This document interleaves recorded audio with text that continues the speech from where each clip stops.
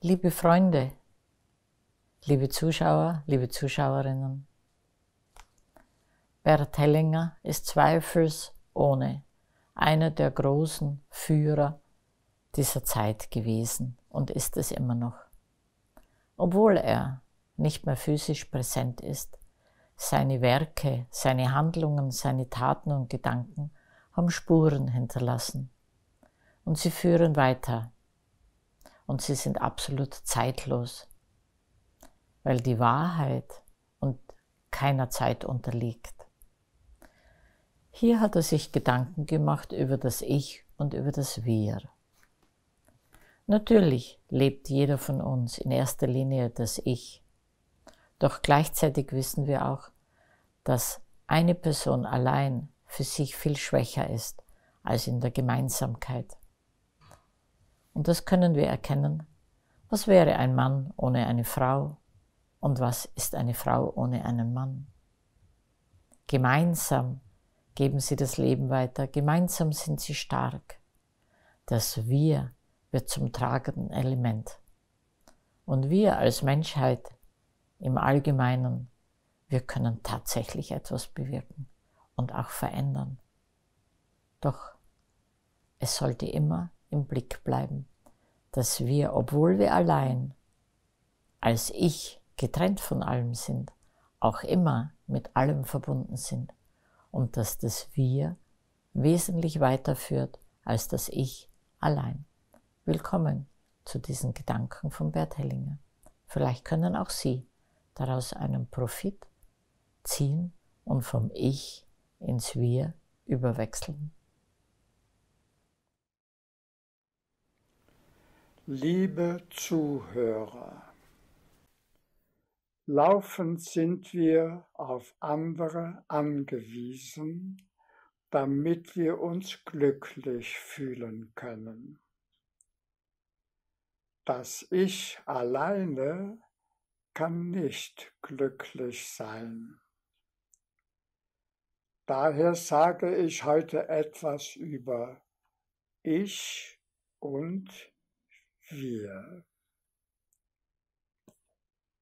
Ich heißt zuerst ich als Mann oder ich als Frau. Wir ist, was über dieses Ich hinausgeht. Wir heißen daher vor allem wir als Mann und Frau. Wir heißt auch ich als Mann und Frau ganz, der ganze Mensch. Ganz heißt daher für uns zuerst wir als Mann und Frau. Ganz Mensch werden heißt, ich erweitere mein Ich als Mann, indem ich zugleich Frau werde, mit einer Frau zusammen ein Wir. Umgekehrt heißt es für die Frau, ich werde als Frau zugleich ein Mann und mit dem Mann zusammen ein Wir. Der Mann wird zum ganzen Menschen durch die Frau. Die Frau wird zu einem ganzen Menschen durch den Mann. Wie verwirklicht sich diese Menschwerdung? Sie verwirklicht sich innen und außen. Außen, indem sich der Mann eine Frau nimmt und mit ihr als Paar zusammenlebt. Umgekehrt, indem die Frau sich einen Mann nimmt und mit ihm in einer Lebens- und Liebesgemeinschaft zusammenlebt. Ein Wir und Ganz werden Mann und Frau vor allem in der sexuellen Vereinigung. In ihr werden sie ein Fleisch. Ein Wir und Ganz werden sie auch in ihrer Seele und in ihrem Geist. Wie? Der Mann erweitert sein Empfinden und sein Gefühl, bis er als Mann zugleich wie eine Frau wahrnehmen kann, wie eine Frau empfinden, fühlen und handeln. Die Frau erweitert ihr Empfinden und Fühlen und ihre innere Ausrichtung, bis auch sie wie ein Mann wahrnehmen, empfinden, fühlen und handeln kann.